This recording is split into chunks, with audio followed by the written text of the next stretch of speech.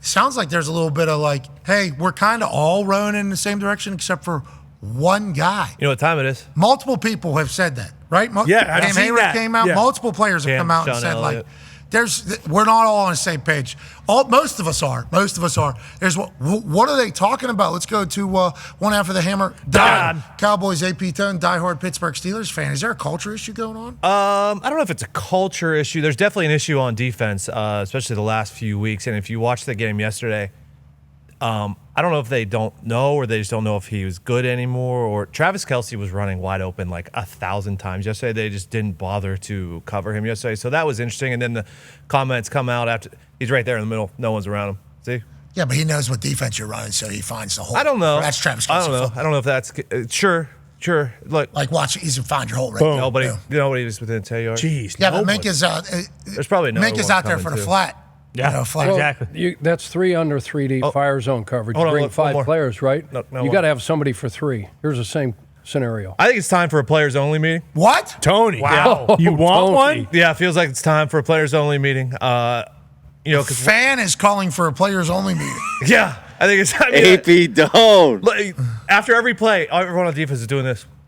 We need to get that figured out, okay? I don't know whether that's a coaching situation, if that's a one-player situation. I've heard rumors of that one player. I'll let Coboli talk about that and see who it is. Rumors? I don't know who it is, whatever. But no, this is the perfect time. We got 11 days till week 18, and then the playoffs, and we're playing the Texans. They're fucking hot. They're a really hot team right now. So, no, I think we're in a good space. If we figure out, if you could just be like, hey, Travis Kelce's on the other side, we should probably cover him. If we can get that figured out, like Jamar Chase, week 18. Gonna have to cover that guy. Okay, he's on the team. You better get some guys healthy. You better get Porter back in the lineup. Thanks, because 42 out there, like, no sir. And then 26 let Justin Watson run right by him for a deep ball. Yeah, I saw. And then Benny, what's his name? Benny Bean. What's 31? Benny the Jet. Hey, he's a good Western. Like he's a great. Hey, He's a good player. Watch your mind. all he did was take away the ball when he's in there playing nickel. You got to get some guys back. Yeah, you're right. I'm not on the. 3 games, 11 days for the Pittsburgh Steelers. It was a nightmare. Eagles, Ravens, Chiefs. Jeez. Got their asses beaten, all of them. It was a tough 11 days. Now you got 11 days to your next game. You can still figure it out. Was Hard Knocks good? Because I refused to watch it. Why you refused to watch it? I'm not watching these. I lived that nightmare 3 times now. I'm not doing it. I don't need to see it again. Who are we talking about? Who's the guy? Who's not doing what they're supposed to be doing? What are we talking about? I'm talking about all defensive ends, not. No. I'm sorry. I know this. I'm talking the Steelers specifically. I know you guys talked a little bit about earlier. All the weird rumors. I know we have Coboli, so that's a good tease for Coboli. Yeah, we'll have Coboli in 30 minutes. He'll tell us. It sounded like there was a lot of people pissed off about something going on, and that's like so opposite of what the Steelers have been ever. Yes. Mm-hmm. Like I'm talking not the Tomlin-led Steelers. I'm talking ever. Mm-hmm. Steelers are never like that. Now, granted, there's always been some people, that have been, I don't know, superstars, but have been, kind of fringe. Like we're on the edge. We're on the edge. Since the beginning, Steelers have had guys on the edge, but they've all kind of rode in the same direction for the Pittsburgh Steelers. That's kind of like the treat that is the Steelers.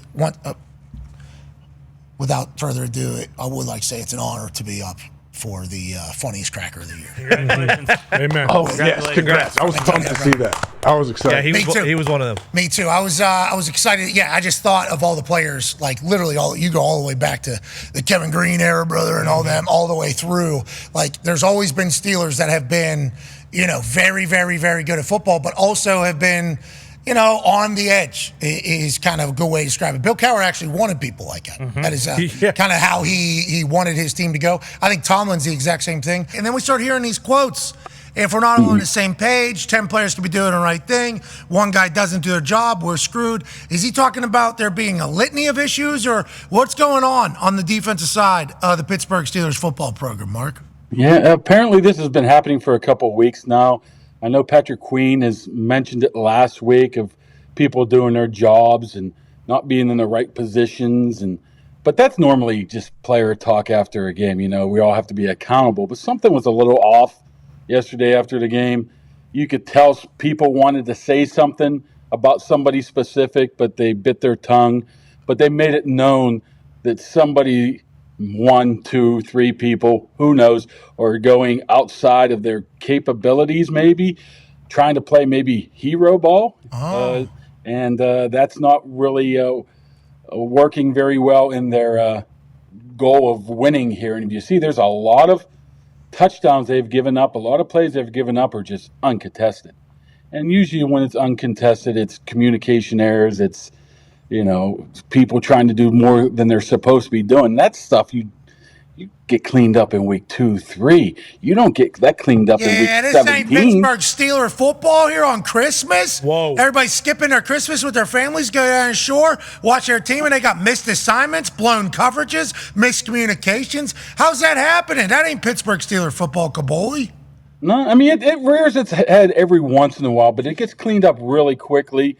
I mean, you see it from time to time, but they had those 3 games in 11 days against quality opponents. I think it just was a little bit magnified because all 3 of those games were pretty much nationally televised games. It tends to happen. I find it interesting the 2 outside guys are the ones who are most vocal. And I call outside guys is the people they signed free agency, Patrick Queen, Deshaun Elliott, coming in here thinking, hey, what in the world's going on here? I think they're going to try to nip it in the bud here, try to figure out what's going on. There was a lot of conversations off to the side between offensive and defensive players, just talking one-on-one. Very unusual for after a game.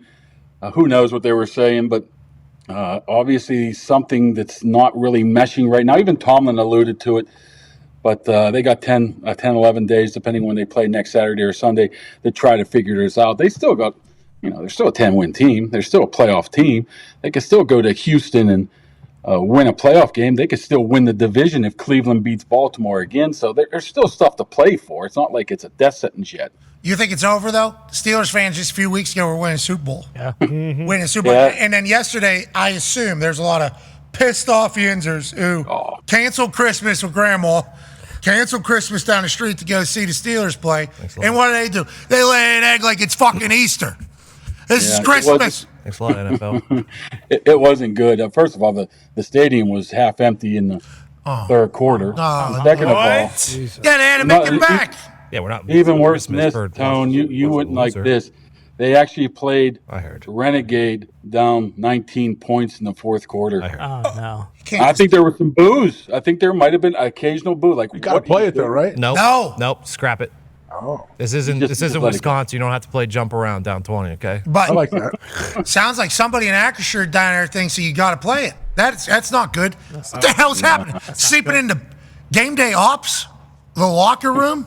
How's the social media do? Is social media? Well, it was just someone who is a very positive human being, okay? And they thought, here comes the comeback. I pressed this button. I pressed the Renegade button. Here comes the comeback. Yeah, but you see all the people dressed like seats out there. Everybody's fucking at home waiting for Santa Claus. Yeah. On the flip side of that, there's probably a lot of people that went down there for the first time. Christmas, Santa brought them tickets, and they're not going to hear Renegade. I'd be a little disappointed, but that was my first ever game. No, I guess you're right. I could see potentially why they played it. Where's the old mama? Play old mama. I want old mama. I want old mama. Go ahead, There's AJ. no reaction. Kaboli, all this talk, this feels like a very un-Steelers like thing. Usually this doesn't happen with the Steelers. We don't hear the players talking about other players, but is the defense, are they cool with the scheme? Is it possible they're upset at any of the calls of the scheme that they might have? I don't think so with the scheme. It's hard. They always tell you, well, I have to go look at the film. There hasn't been any mention really, though, of scheme-wise. It just seems like the players aren't either doing their job or trying to do too much or just not performing, not going out there and doing what they're getting paid to do, not making plays. I think that's what they're looking at right now. I mean, they got all pro guys at all 3 levels.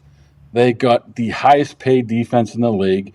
They're expecting more. They were going to rely on this defense to win them games, win them championships, and it's just the flip side of it right now. So I don't think it's a scheme. I think there's just things that need to be cleaned up and hammered in. I mean, every time the Steelers have too many penalties in the game, Tomlin brings in officials just to watch practice, then it cleans it up. Seems like once they start talking about it like this, it seems to get into the skulls a little bit. So I wouldn't anticipate any of this stuff happening in the Cincy game coming up next week.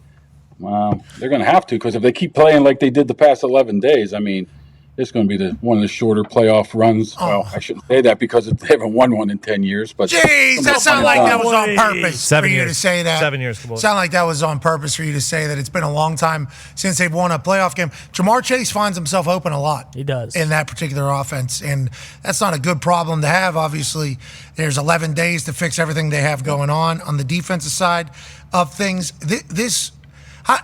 Before Tone asks his question, the boys have their questions for you. I would like to get back to Steelers leaving in the third quarter. Because Netflix, right, in the NFL, decided what city do we want to showcase for all of football.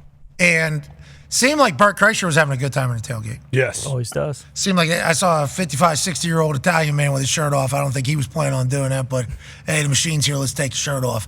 That place was ready, right? That place was like Yinzer showed up in a massive way, not just from what we saw, but like I think the atmosphere was great early. And then obviously when you throw a red zone interception and some other stuff starts happening, people kind of check out. But I think Pittsburgh did its part, right? Don't you think, with what Netflix and NFL expected? Yeah. I mean, the people showed up. It was a packed house. I mean, there's people drunk at 9 o'clock in the morning. I walked by them into the stadium. So they did their job. The problem is you get to the third quarter and you know it's a 12, 14 point game and they're going in to score again.